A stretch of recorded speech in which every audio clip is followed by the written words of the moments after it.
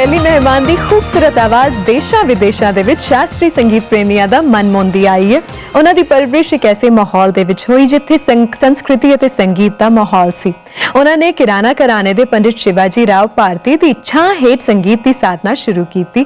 ਠੁਮਰੀ, ਦਾਦਰਾ, ਹੋਰੀ, ਚੈਤੀ ਅਤੇ ਕਜਰੀ ਵਰਗੀਆਂ ਸ਼ੈਲੀਆਂ ਵਿੱਚ ਤਾਂ ਉਹਨਾਂ ਦਾ ਜਵਾਬ ਨਹੀਂ। ਆਓ ਨੀਰਜਾ ਆਪਟੀਕਰ डांगे ਨੂੰ मिलते हैं। नीरजा, वेलकम टू चाय टाइम। नमस्कार, कैसे हो आप? बहुत ठीक, बहुत खूबसूरत लग रहे हो। Thank you. आपका जो संगीत के साथ अटैचमेंट बोल सकते हैं, जो पैशन है आपका, वो शुरू से नहीं था। आप माइक्रोबायोलॉजिस्ट थे, मैंने आपकी बायो में पढ़ा। माइक्रोबायोलॉजी एंड संगीत how do they go hand in hand? पहले तो ये बताओ। मुझे लगता है माइक्रोबायोलॉजी से पहले संगीत शुरू हुआ। अच्छा, बचपन से उसका ज्यादा शौक था। और मेरा शौक एक बार मेरे पेरेंट्स को समझा, उसके बाद मैंने पूरी मेरी शिक्षा शुरू कर दी।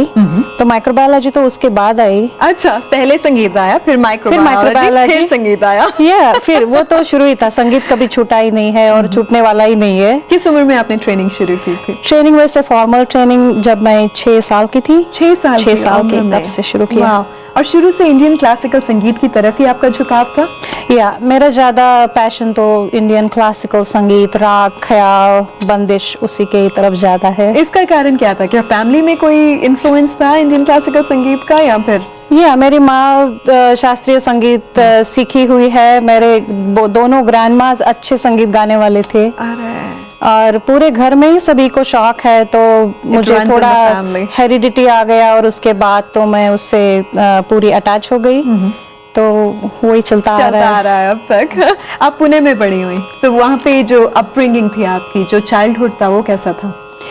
पूना में मेरा जन्म पूना में हुआ। बाद में मैं सतारा चली गई मेरे ग्रैंड पेरेंट्स के वहाँ। मेरा चाइल्डहुड बहुत अच्छा, यानी बचपन से ही संगीत की शिक्षा थी।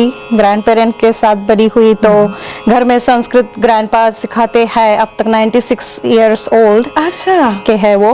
अभी तक संस्कृत सिखाते? अभी तक सिखाते हैं, अभी तक वो लिखते हैं। तो पूरे उनके साथ बड़ी पुली हुई, तो पूरा वो लिटरेचर का शौक हो गया, संगीत का शौक हो गया। और उन लोगों ने इतना प्रोत्साहन दिया कि इस तरफ से मुझे उसी की पैशन अभी तक है और वो ही चलती रहेगी। And you have passed that on? आपका एक बच्चा है 6 महीने का, ध्रुव, उसके बारे में हम लोग बात कर रहे थे, और अभी से आप बोल रही थी कि उसको म्यूजिकल इन्फ्लुएंस इतना हो गया है कि वो रोता नहीं, लगता है ऐसे शुरू में है।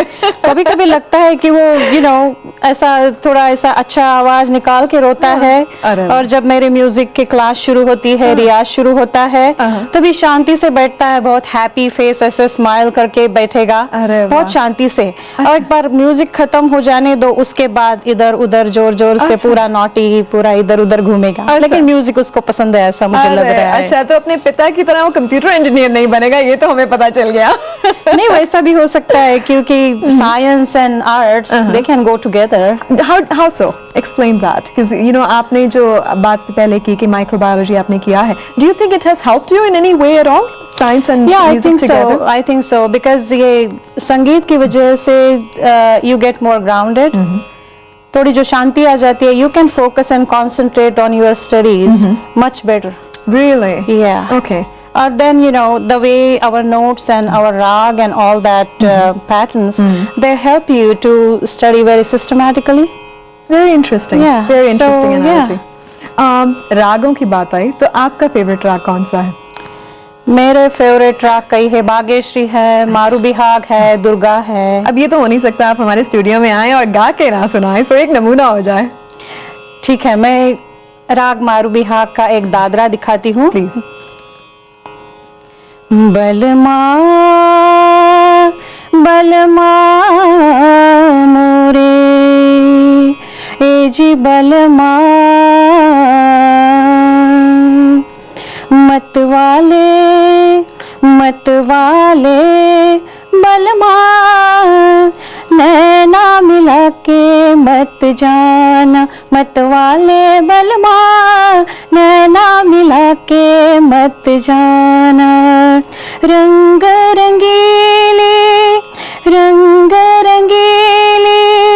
छल छबीली, रना रसीली, दिल वाले झुला के मत जाना मत वाले बलमा, नैना मिला के मत जाना मत वाले बलमा, दिल को दुखा के मत जाना। वाह क्या बात है। अभी हमारे ये जो 5-7 मिनट में है ना, जो आपकी गायकी का सफर है वो तय नहीं होने वाला, इसलिए आपको वापस आना पड़ेगा।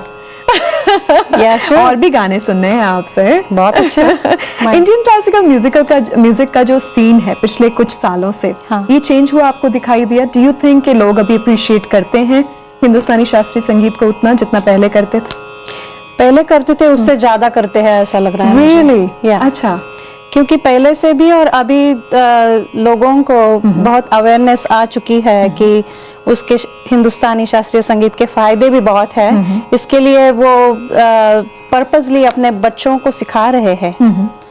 And I am sure like कि बच्चे भी अभी ज्यादा रॉक म्यूजिक पॉप म्यूजिक वो भी बहुत पॉपुलर है ही, लेकिन इन इंडिया तो मैंने देखा है कि सभी को लगता है कि मेरे बच्चे को इंडियन क्लासिकल म्यूजिक आ जाए तो अच्छा है, कोई नृत्य शास्त्रीय नृत्य आ जाए तो अच्छा है, तो वो और बढ़ रहा है, कम नहीं हो रहा है। वैसे नीरजा जी, आप जैसे म्यूजिशियंस हमारे आसपास रहेंगे तो डेफिनेटली हिंदुस्तानी शास्त्रीय संगीत गायब नहीं होगा। नहीं होगा। Thank you very much Neerja ji, आपका बहुत बहुत शुक्रिया स्टूडियो में आने का। वापस आइएगा, हमसे बातें कीजिएगा। धन्यवाद। नमस्कार। नमस्कार। एक नवी उभरी फैशन डिजाइनर नाल तुहाडी मुलाकात करावांगे, किते जायो ना।